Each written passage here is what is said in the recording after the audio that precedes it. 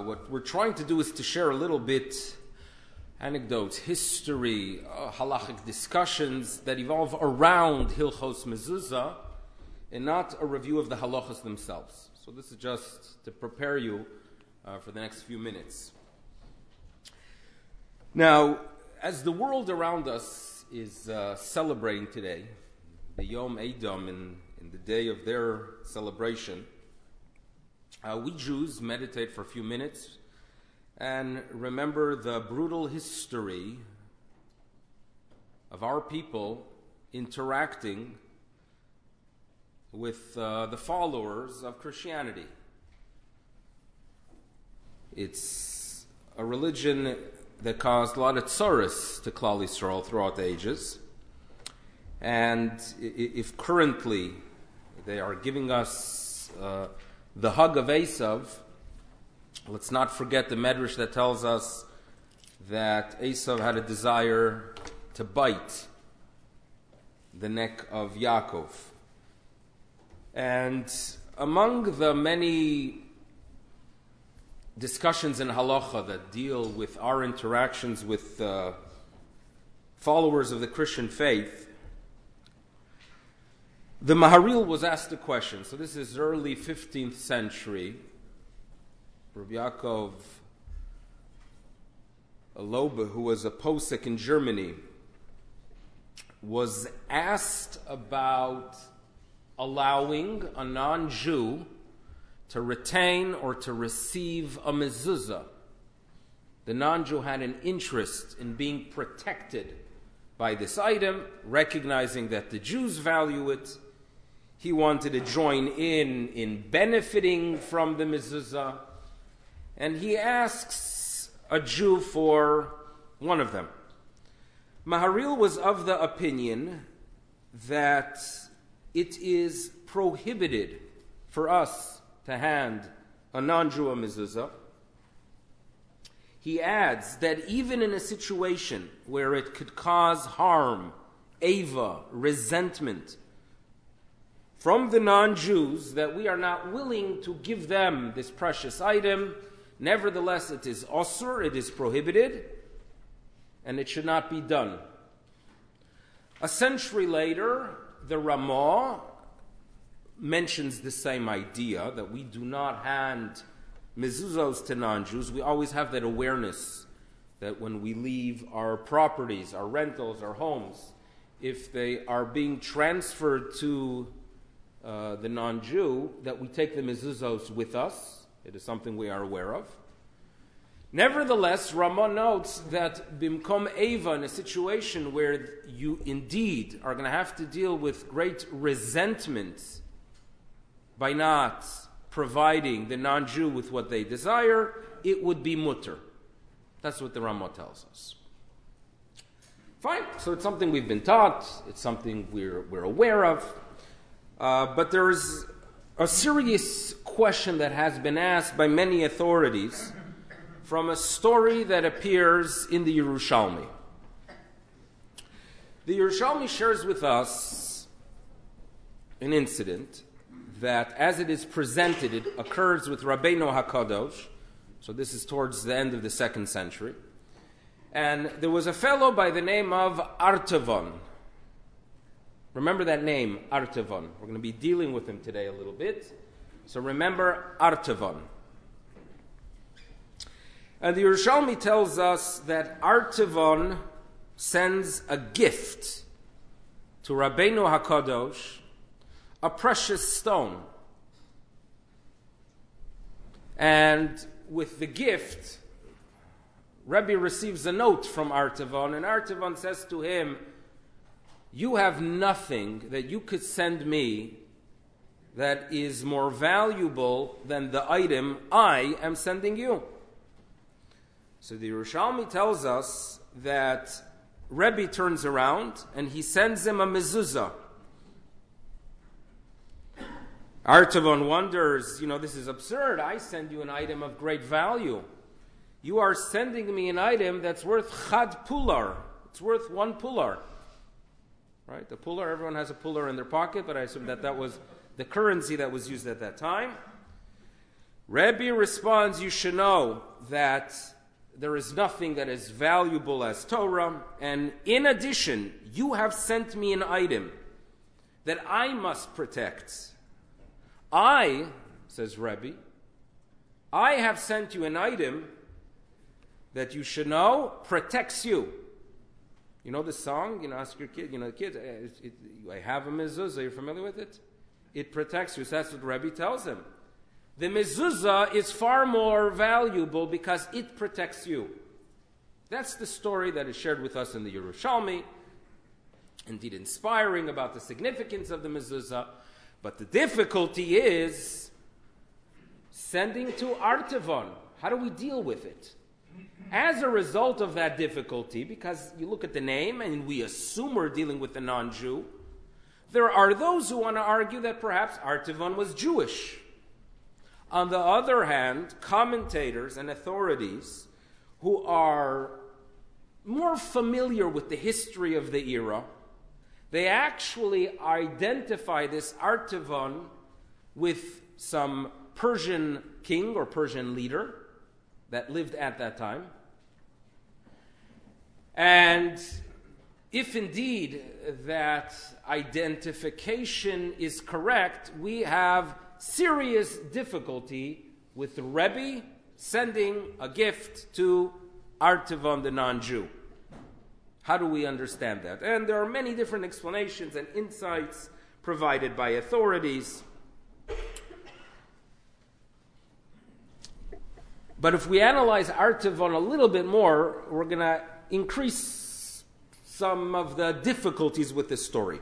Let's move to the Bavli. We shared with you a story in the Yerushalmi, and now comes a story in the Bavli. This is in the Gemara in Yuma Daf Yud Aleph, where the Gemara tells us that mezuzas yochid nivdekes pamayim b'shavu. If you have a mezuzah, you should check it twice every 7 years. If it is a communal one, it is good enough to do it once every 25 years. And then the Gemara shares with us a story. Now listen carefully to what's happening here in the city of Tzipori. We are told, Ma'aseh be'artavin echad. There was once upon a time in Artavin. And this Artavin was a bodek mezuzos. He was checking mezuzos to be sure that they are kosher in the Shulk Elyon of Tzipori, in the upper marketplace of Tzipori. But he was caught. There was an official there, a kasdor. This official penalized him for tampering with public property. This was a mezuzah that was a public mezuzah on the gates of the city, perhaps. And he penalized him 1,000 zuz. The Gemara is trying to tell us is that the reason you don't have to check communal mezuzos, meaning the ones that are on the gates of cities, the reason you don't have to check them too often is because look what happened to this poor Artavan. Now, the difficulty we have here in the Yerushalmi, Artavan is a fellow who knows absolutely nothing about mezuzah and its significance. He receives one from Rebbe, he has no idea why it's being sent. Suddenly in the Bavli, what do we make out of him? Not just a person that is aware of the mezuzah, but someone that took it upon himself to be a bodek mezuzahs, to be sure that others are fulfilling their responsibility, their mitzvah of having a mezuzah. So what happened here? Two Artavans perhaps, but that they have the exact same name and both of them are dealing with mezuzah issue. A little bit of a mystery here. So those are the difficulties we're going to try to figure out. The story of Artavan, and as well, why is it or how is it that Rebbe felt that it is permissible to send him, the non-Jew, as it seems, a mezuzah. Post-Talmudic literature. We study the Talmud, edited in the beginning of the 6th century. We are very, very familiar with the works of the Rishonim. You could walk into any Beis Medrash, right, to the left or to the right, and I don't mean politically, I'm just saying that where I'm standing here, And you will find many of the Rishonim, the works of the Rashba, of the Ritva, of the Ran, of the Rambam. There's not a moment that Rashi is not studied or the Rambam is not studied. But there is actually work, and again, when you talk about Rishonim, you're entering into the 11th century, but for the 500 years, from the end of the Amoraim and Savoraim period until you reach the Rishonim, there was a Gaonic period. Limited literature, but nevertheless, it does exist. And among the texts that is turned to is, of course, the She'iltos of Rav Achai, known as Rav Achai Gaon. It's 8th century. There are stories why it was written, but there are many benefits in studying the works of the She'iltos. At times, the She'iltos will clarify some historical issue of the past, and at times the She'iltos could clarify opinions that only are mentioned later on among the Rishonim. In other words, you have situations where the Rishonim have a disagreement how to understand the Gemara. The Rishonim are having their debate in the 11th and in the 12th century. You open up the work of the She'iltos of the 8th century and you realize that he actually provides an explanation that follows one of them. I'll give you an example. The Gemara Menachos, the Flamed Gimel, is one of the well-known sources for the Inyanim of Mezzuzot. So the Gemara shares with us a story. Listen to the story here. The Reish Galusa, the exilarch, the head of the exile, Reish Galusa, turns to Rav Nachman and he asks him to please put up a mezuzah for him. Even today, there are times that there are ceremonies. You invite distinguished rabbi. In Israel, it's very common. They invite a Rav Rashi if they need to put up a mezuzah in some institution. So here, Rav Nachman is invited to put up a mezuzah in the home of the Reish Galusa. Rav Nachman says to him, you know what? I'll do it. However, listen to these 3 words. Tali Dashi Bereisha. Tali, hang up, put up, place the Dashi first. Be sure that the Dashi is up first. I'll do it, Reish Galusa, no problem, but I request that you first put up the Dashi. What exactly is the Dashi? And why is he asking for it? So there are, remember this yet? 3 explanations that we're going to go for. Okay. So Rashi tells us the following. Rashi notes that the Dashi is actually the doorpost, the frame.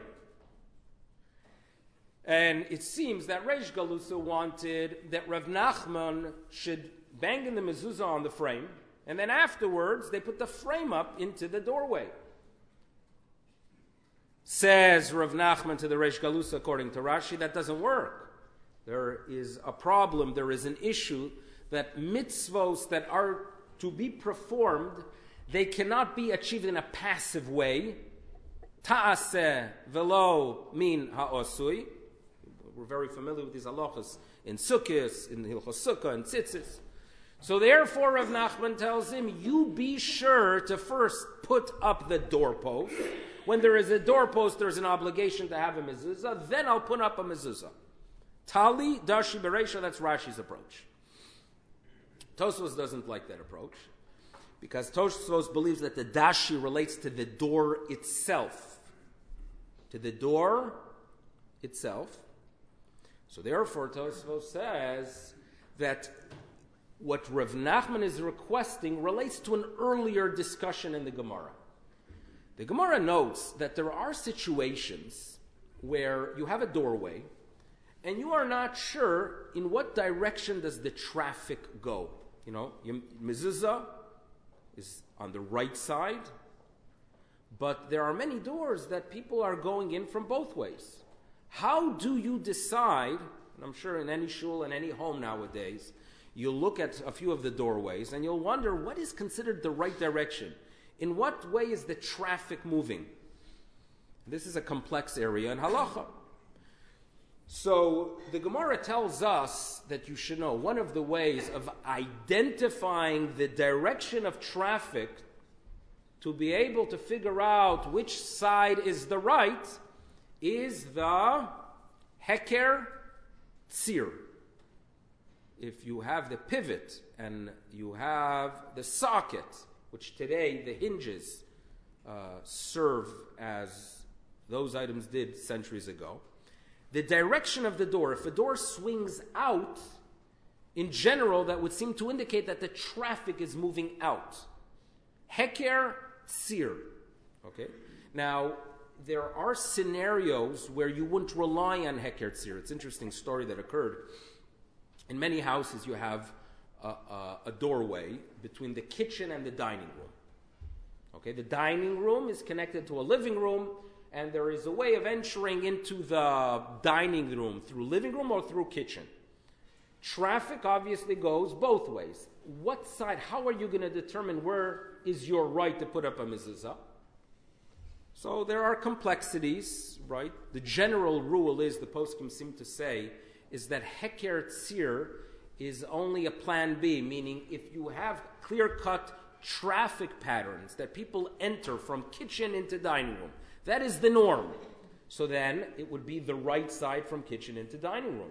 If on the other hand, the way it works in that house is that the husband doesn't do anything, and he just rolls into his living room, sits a few minutes, then sits down in the dining room for dinner and bangs on the table and says dinner, so then in such a case, the traffic obviously would be perhaps going into the kitchen. So these things are not always very clear. There were two great poskim in Europe about 40 years ago. One of them was in Switzerland, Rav Breish, the Chelkas Yaakov. The other one was a Rabbi Weiss, Dayan Weiss, who was in England, in Manchester. He eventually moved there to Yisrael, part of the Haredis, the Minchas Yitzchak. His tshuvas are very popular. And they were mechutanim. Son married daughter. I don't remember who's who. I just know that there was an Einikel that married a Tursk in Milwaukee. That's how I know about the family's yichus. But they were both visiting their children in the early 50s. And Rav Breish looks at one of the mezuzahs, and he turns, I think it was to his son, and he says, why do you have the mezuzah on this side? The heker tzir, the doors would seem to indicate that they're supposed to be on the other side. So the son gets nervous, and he says, that's what my shver told me. That's what the other posuk said. So he writes a long tshuva to the Minchas Yitzchak. I had the pleasure of visiting by our kids, a lot of nachas. But with the mezuzah, why is it there? And they go through a long back and forth just to show the complexities of this issue called heker tzir, identifying if indeed that is the primary indication for direction and thus determining the right. Complex issue in halacha. Okay? Based on this idea of heker tzir comes Tosfos, and he tells us the following. What are we trying to clarify? We are trying to understand what is the meaning of the words. Why is Rav Nachman demanding that before he puts up the mezuzah, tali, dashi, bereisha? What does that mean? So now, explains the Tosfos, you have to know direction. Heker tzir is a way of identifying the direction, so therefore he requests, first put up a door. When you put up a door, I'll determine, it will be obvious what way it swings, and then I will know what side to put up a mezuzah. That's explanation number 2. So we have, how many explanations so far? We have Rashi's Tasavam Nasui. We have the Tosfos who tells us that it's for heker tzir.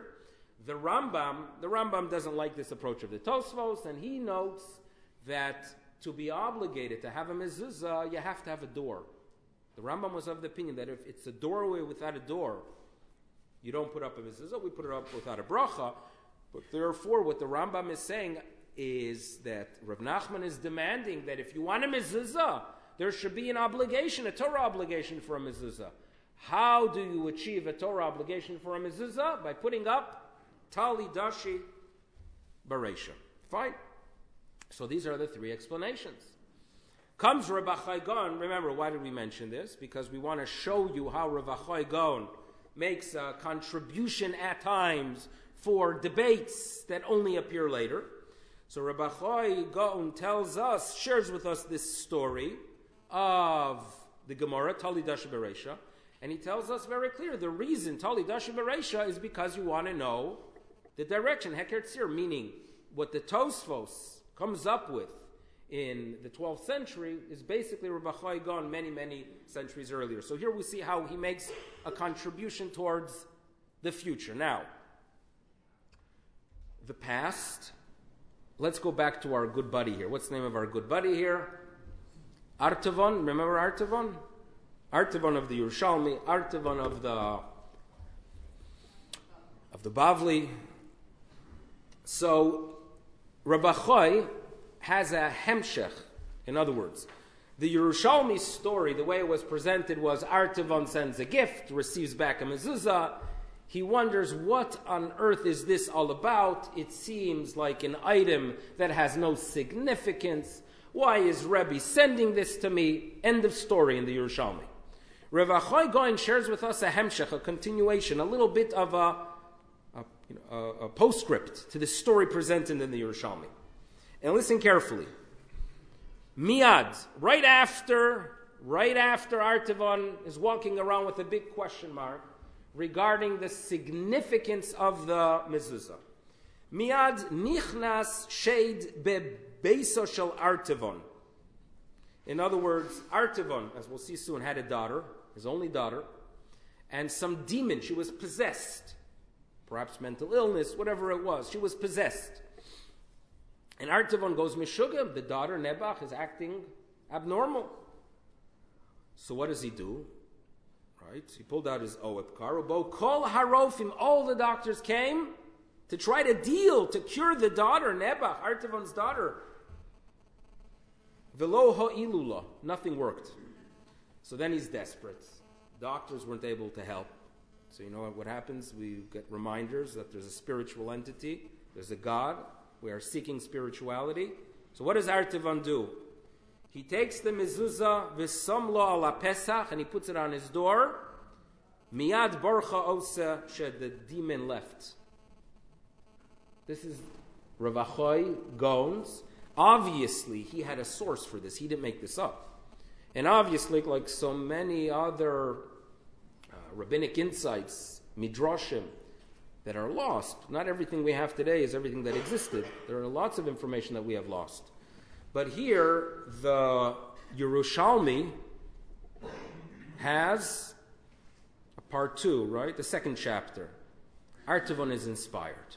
Now, with that, we could go ahead and move on to the Bavli. Can I bother you? A little bit of water. Just there's a cup there. Oh, now, you've heard all. So before we connect the two, you've all heard of the Noda B'Yehuda. Noda B'Yehuda, Rabbi Chetzke Landau, rabbi in Prague, very significant halachic authority. He had a grandson, Reb Eliezer Landau. The Landaus I've met, there's many Landaus who are actually descendants of the. Supposedly they're very tall. Maybe only to me it appears they're tall, but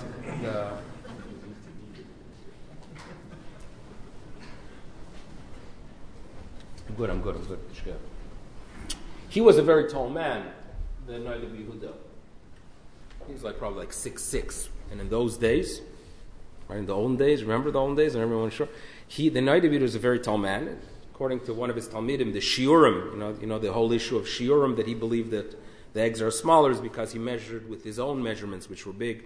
That aside, Rebbe Eliezer Landau was a grandson. He was a big Talmid Chacham. He had an interesting story as a child, this Rebbe Eliezer Landau, that he as a child, he grew up in Prague, so as a very young child, but his mother was from a Polish background, and Prague was more of a modern city at the time. And so the mother, a Polish, believed that the education, the chinuch, is now good there. So she turned to her husband, the son of the Noda B'Yehuda, by the name of Yisrael. And she says, Yisrael, I know your family is very well respected here in Prague. I know your father's the rabbi, but it's too modern here. It's not for me. We're going back to Poland. And he said, I'm not going back to Poland. And she said, well, I'm going back to Poland, she said. And she took the two kids, and unfortunately, they got divorced. She went back with the kids to Poland. He stayed. So this Eliezer grew up with his mother, but within a short time she got engaged with a Reb Moshe Chassid of Rav Shidduch, a Chassidish individual who was also a big Talmid Chacham. Rabbi Yehuda missed his grandchildren, and he begged that the grandchildren should be sent at some point when they get a little bit more mature to learn by him in Prague. So Eliezer arrives around his bar mitzvah to Prague, and the family comes, and he gave a drosha at age 13. He gave a very impressive drosha at the time, 13-year-old. Rabbi Chetzkel Landa was full of nachas, but he realizes that the credit for the fact that his son, his grandson, the son of Yisrael, is a Talmid Chacham already, is because of the stepfather. The stepfather, the Ramoshe, the Chassid from Poland. So right after the drasha, the Rabbi Yehuda gets up and he says, V'zos HaTorah, meaning the Torah we just heard, Asher Sam Moshe, Moshe meaning the father, not the father, but the stepfather, Lifnei B'nai Yisrael, the children of Yisrael. This is the story that he says. The Rabbi Eliezer becomes a well-known Talmid Chacham. He is first in Lemberg, Lvov. He's well-respected in Galicia. There's a story that he almost got a rabbinic position there in Lemberg, but there was a Rav Yaakov Orenstein who was married to the daughter of the previous Rav there, so he got the job. And they say that one time Rav Yaakov Orenstein was giving a shtickle Torah and people were impressed. So Rabbi Eliezer Landau says, listen, a shtickle Torah like that I could say as well. There's one thing that the current rabbi said that makes him greater than me. And they wondered, wow, some humility. What is it? And he said, well, the fact that he said to the daughter of the previous rabbi, Harei at mekudeshes li, that is what made him greater than me. That was a sharp. Now I'll share with you a Dvar Torah from Rabbi Eliezer Landau. Rabbi Eliezer Landau lands up eventually in Brody. So again, in Galicia, he moves eastward in Galicia. Brody is a tough town. Brody is a place where there are some real kanoim, real strong personalities, major Talmidei Chachamim. It's also a hotbed for Haskalah. The Brody Maskilim were very well known. But he lands up there in Brody. There was a major issue he had with Reb Shlomo Kluger at the time. It was a Yom Tov Sheni of Shavuos. There was a husband who was dying. The wife, if the husband dies, would not be freed because there were no children, and the brother lived, I think, somewhere in Italy, and it would have been impossible to get a hold of the brother for chalitza. And Rabbi Eliezer Landau came up with a heter to write a get on Yom Tov Sheni of Shavuos. But it made a big tumult. It's not a new thing to have tumults, It made a major tumult because Rosh Shlomo Kluger went berserk, Yom Tov Sheni. How can you do so? It went to the Chassam Sofer. The Chassam Sofer shares with us the story, but he conceals the names, meaning Rosh Shlomo Kluger's name does appear. Rabbi Eliezer Landau, his name does not appear. But nevertheless, a big Talmid Chacham he was, dealt in difficult times, had his own personal challenges. But I'm going to share with you an insight where the Rabbi Eliezer Landau brings together the history, the story of Artavan. And he explains the following, that due to the fact that the exact same person appears in the Bavli and he appears in the Yerushalmi, and due to the fact that this Artavan is in both cases dealing with a Mezzuzot, and also we have as well the piece of information provided to us by Rav Achai Gaon it works as follows. That Artavan is a non-Jew. He has a relationship with Rebbe. Rebbe sends him the mezuzah. He is inspired after the daughter is ill. And then he converts to Judaism.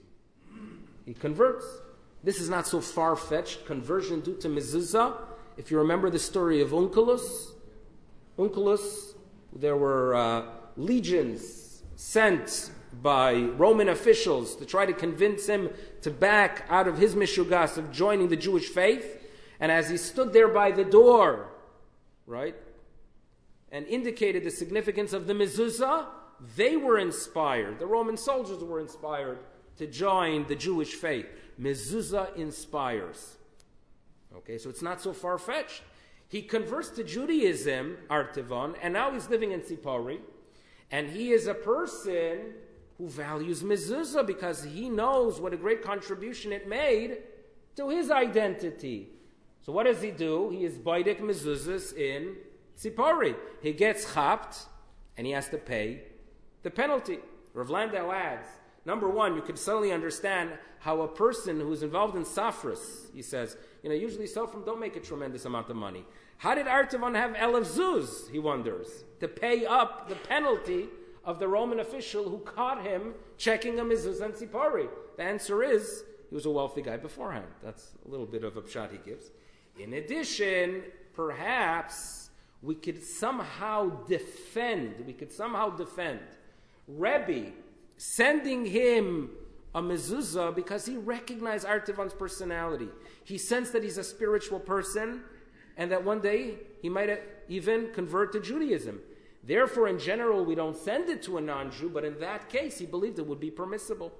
This is what Rabbi Landau says, a beautiful way of bringing together all the information that we have regarding Artavan. There are different ways of dealing with the question. The Netziv notes that perhaps the way it's presented, the way the story in the Yerushalmi of Rebbe sending him a mezuzah, the way it is presented in the Shiltos, is that Rebbe himself wrote the mezuzah.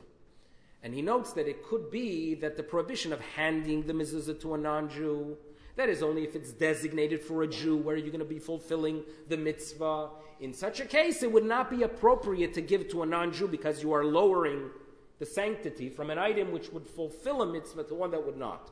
But if you melechatchila, if when you go ahead and you write it, it was written with the intention to be given to a non-Jew, that would be permissible. So different ways to deal with the question itself. What I would like to note, I would like to address, if indeed people are inspired by the mezuzah, what is it about the mezuzah? What is it about the mezuzah that inspires, in the story of Onkelos and the story of Artavan now, what is it that inspires? So now,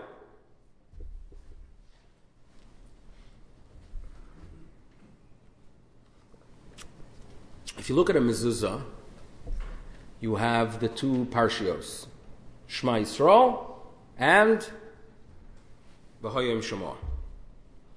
On the outside, meaning on the back side, you have two things. What do you have? First, the Shem Shakai. And then you have the letters Chaf, Vav, Zayin, Vav, right? Kuzov, Mechuzaz, Kuzo. Those words appear. What on earth are those letters doing there? So, we are told that there seems to be some kind of system that you could take a letter and it could be presented by a letter that follows it, and it has significance. So if you take the letters Chaf, Vav, and then Zayin and a Vav, you step backwards. So the Chaf turns into a Yud, the Vav turns into the Hey, and you got the Shem Hashem, the Yud Kei Vav Kei. So it's Hashem, Elokim, Hashem. That's what it is basically. When did that show up? Well, it first appeared in the 13th century in the Zohar, and it became the Minhag Yisrael to do it from that point on. Not by all, probably was gradual, like many things, but it's mentioned by the Torah. Once it's mentioned by the Torah, there's no question that it is done. Now, it seems to be that if you would visit communities in Europe, and in other places perhaps as well, in the 11th, 12th, even 13th century, they added some more things into the mezuzah. Meaning, mezuzah protects you, remember the song, it protects you, so you might as well throw in some more names and designs that protect you. So throw in a few angels. You want to be protected by angels, don't you? So throw in the names of the angels that protect you. And then there were some designs that were thrown in. This was done. For example, Rabbeinu Tam had a disciple. Then his name was Rabbi Eliezer from the city of Metz.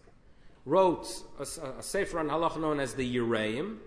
And in it, he provides for you a list of angels and designs to put into the mezuzah itself. Now he makes it clear that it should not be within the text, it should be on the side of the text, but it's on the same side of the parchment that you will find the parshios. This was a minhag that existed. Later on, the poskim in Ashkenaz said, don't do it. There was a Rabbi Vigdor that said not to do it, and we got rid of that practice. But it was a practice that existed. To add, the mezuzah protects you, throw in some more protection, right? It's like a deal, right? Buy one, get one free. Like it was a deal. You have already one thing that protects you, throw in another thing. So the Rambam didn't like this. The Rambam did not like this at all. And the language the Rambam uses is, you should know, there is a minhag poshut, that you write on the outside of the mezuzah, not on the side of the parshios, but on the back side. That you write the reim shakai, and there's nothing wrong with it. Ve'ein b'zeh hefsed. Aval, however, notes the Rambam, Elu shekosvin mibifnim, those who record on the side of the parshios themselves, shemos hamalachim, the names of angels, or shemos of kedoshim, or the name of the holy ones, or some kind of chosmos of seal, or seals. So the Rambam says, Harehen bichlal, such individuals who tamper with the mezuzah are considered like those she'ein lahem chelek la'olam haba. Yikes. No portion in the world to come. And he adds, she'elu hatipshim, these fools. Right? The Rambam of the Morah makes his appearance every once in a while in the Yad. In other words, he reminds you that it's the same person. She'elu atipshim, these fools, lo dai lohem shebitlu a mitzvah. It is not enough that they are nullifying a mitzvah by tampering with it, but rather asu mitzvah gedola. They take this tremendous mitzvah, shu yuchud Hashem shel HaKadosh Baruch Hu, that we go ahead and we develop an understanding that there is one God and everything comes from this Ribbon Shalom. And he goes there and you go and tamper with what brings love and fear of God, and they make it into a kamiyah, an amulet. That's what they make out of it. Rambam was extremely disturbed. We understand, you could connect this to the discussion. Do mitzvos have intrinsic value, extrinsic? We're familiar with the Rambam beliefs. Now, the Rambam at the end of Hilchos Mezuzah tells us the following, that you should know. And this will give us an understanding why he is so sensitive to those who tamper with the mezuzah. They make it into something that protects you. It's not that. Fulfill the mitzvah of HaKadosh Baruch Hu. Be mindful of what the mitzvahs are about. Utilize reminders. Then you are protected. That's what the Rambam's going to tell us. And therefore he tells you should know. When you walk in and out of a house, Kozman shikones v'yetze, you're going to go ahead and remember. And you're going to be awakened. And you will remove yourself from Havlei Hazman, the emptiness of time. And you will know that there is nothing that stands for eternity. And the only thing that stands for eternity is Yedias Surah Olam. It's the knowledge of Hashem. And that will awaken you. Omru Chachamim. So the Rambam ends Hilchos Mezuzah with the following statement. That the rabbis tell us, if a person has a mezuzah, Muchzaku Shelo Yechta, there's a guarantee you will not sin. Sheharei yeshlo mazkirin rabim. You have reminders, the mitzvos we do, the mitzvos we are obligated to do. Those are the ones that remind us of our identity. And he adds, vehenhem hamalochim. Those are the angels. What are the angels? Not the names you put in. To go ahead and make a mezuzah into an item that you just have as a good omen, it's very, very dangerous. There was a comedian in Israel. His name was Ephraim Kishon. And he notes that Israel is a very unique country. It's the only place in the world where you could have people robbing a bank, and on the way out, they'll kiss the mezuzah. That's what he notes. That is a problem. If mezuzah becomes something you feel you kiss and mission accomplished. The same danger exists with visiting graves. You visit a grave. So if you go there and you're inspired by the person and you realize what his values are and you recognize what life is about, what priorities, wonderful. If you go ahead and you visit and then you feel, okay, mission accomplished, I did something spiritual and now let's have some fun, that's very, very dangerous. Right? You can make Judaism into something pagan. That's what the Rambam is talking about when he tells us that those who make an amulet out of it, ein lahem chelek la'olam haba. What does protect you? What are the angels that protect us? The knowledge, when we are inspired, when we are mindful. Some people touch a mezuzah when they walk out. Fine. But that's not the goal, just to touch it. The goal is to be mindful of what it represents. Yichud Hashem, the verses that exist there.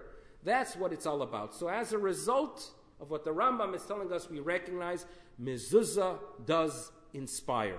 And we can understand the story of Onkelos, and we can understand the story of Artavan, as presented by Rabbi Landau. And it gives us an idea of its significance, but it is something that relates to all of mitzvahs. It is dangerous when we do not allow ourselves to be mindful of what a mitzvah represents. It is much more than just an item that you walk by or perform. It is something that is supposed to elevate the person, and may we merit indeed to do the mitzvahs in a state of mindfulness, and those should be the malachim that should save us for many years. Thank you very much, and have a wonderful day and a good Shabbos.